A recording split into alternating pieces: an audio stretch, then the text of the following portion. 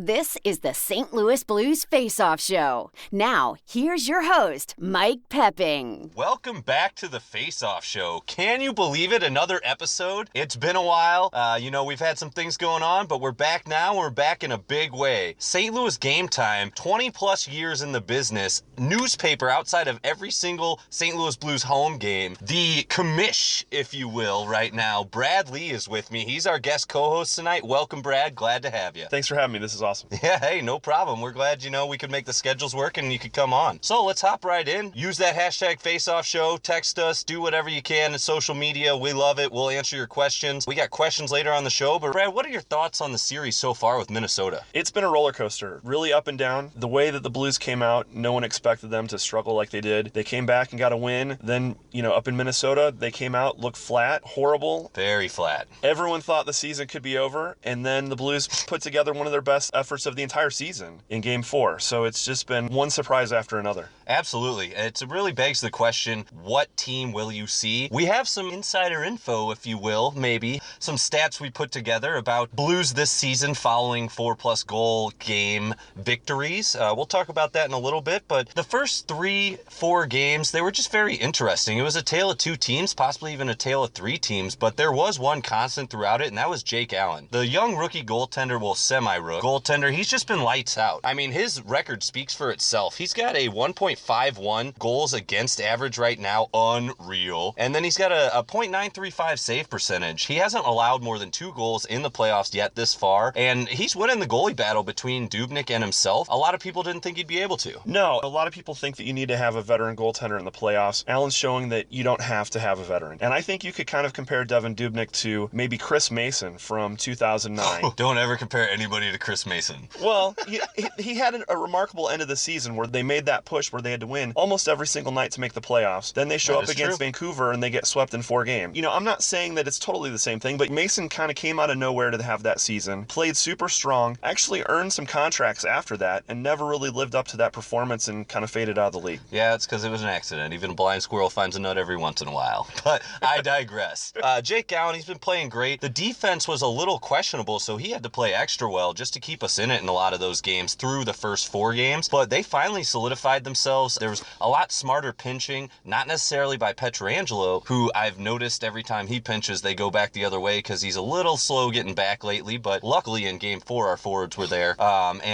It's been a good series overall. It's come to what we come to expect when we have these big Western Conference matchups. And you know what? The Blues never get the end of the straw you want. They get the short straw every time when you're drawing it. At the end of the day, they always play a tough competitor in the first round through some adversity. And right now, the adversity, luckily it's not injuries, but it is the fact that Minnesota has been the hottest team in the NHL since the beginning of January. I think it's interesting you talk about the defense. If you look at the pairings that Hitchcock has been trying to play this series, he really didn't go back to the regular season pairings until Game 4. And that was with the forward lines as well. He did it in the third period of Game 3 and then all of Game 4. Pietrangelo and Bouwmeester playing together. They log really long minutes. The coaching staff has been really afraid of putting other guys with those 2 big horses because putting those guys out there like Carl Gunnarsson, playing him 20 minutes a game is going to expose him and he's going to make more mistakes than he does if he plays, say, 16 minutes. So I think they decided, okay, even if Bouwmeester isn't 100% and isn't playing up to your expectations for what he can do, he's at least better suited for the role with Pietrangelo. And he responded nicely. He was a +4, maybe even a +5 last night, I believe. And for all those wondering about Bortuzzo that haven't heard, yes, he is still kind of nursing an injury. No, don't talk about it because it's the playoffs. Free Bortuzzo, the hashtag. It's going around pretty good right now, but when there is a chance, he will be free. Don't you worry. It should have been hashtag heal Bortuzzo. Yeah, hashtag heal Bortuzzo. One person that's healed up nicely, Kevin Shattenkirk, leading all NHL players this postseason in points with 7 apples. 7 helpers, just grabbing them off the tree. He picked up where he left off when he had the injury in January. I think he was easily the best defenseman for the Blues all season. He was going to be in the Norris Trophy conversation if he hadn't gotten hurt. Absolutely. And you know what? They've got a 36-15-4 record with him in the lineup, only a 15-9-3 record without him, so he's definitely that difference maker. And this series has showed it. All right, now we're going to get into a little conversation really quickly here about the series Game 5 upcoming. It's, like we said earlier, a tale of two teams. Who are we going to see? But we have some great stats here that we mentioned earlier as well. Hashtag Faceoff Show. Our record, the Blues record after winning and scoring 4 more goals while winning this season is 19-6-4. One of those wins was actually against Minnesota as well. And over that span, we've actually scored 4 or more goals in the next game, 11 of those 19 times. That's amazing. It's kind of like turning the faucet on and leaving it on, and the goals just keep pouring out. Yeah, absolutely. Get that floodgate open and then just pound it home until Stanley Cup's above our head, right? Oh my gosh. My wife will not let me say the C word. It's interesting, though, just to look at when they get on a roll, that confidence. And I've always kind of wondered, is it a chicken or egg thing? When hockey players talk about, oh, everything's so easy right now because we have that confidence, or you're just playing well, feel healthy, and confidence is just a way to describe your level of play at that time. Yep. It is actually a thought process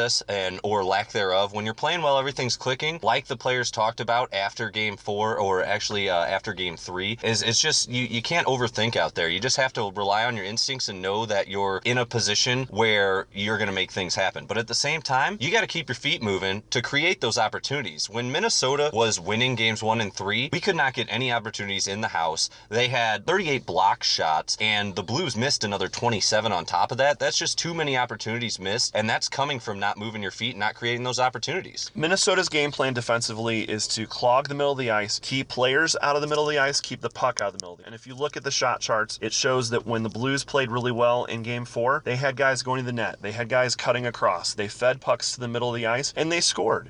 So it's imperative the Blues have to keep, like you said, moving your feet, get to those dirty areas of the ice, and get guys in front of the net with the puck. Absolutely. And you know what? They did it in Game 4. It was beautiful, and we're looking forward to another Game 5. What's your prediction on score? I say it's going to go to overtime. I have no idea who's going to win. I just have a feeling that Minnesota got embarrassed on home ice. They got booed in the playoffs when, before the game was over, they were leading. In the state of hockey. In the state of hockey, they were getting booed. They were leading the series 2-1. They chased the starting goaltender that's carried them this far. They got booed. There's going to be a lot of pride on the ice for Minnesota in St. Louis on Friday night. I think that's going to come to bear, and it's going to be an exceptionally tight game. I agree. It's going to be real tight. It's going to be hard checking. It's going to be real fast paced. But if the Blues can contain like they did in Game 4, I see them coming out with a victory, probably 4-3 final. They have to win. If this series goes back to Minnesota 3-2 Wild, I hate to say that it's going to be a repeat of the last 2 years, but that's what's happened the last 2 years. I think the Blues have to get out of the first round. They have to break this streak of losing Game 5 at home on Friday night. They got to get a win. Yep, I agree. Luckily, they are primed to do so, it seems, if the regular season for once can dictate some things in the playoffs.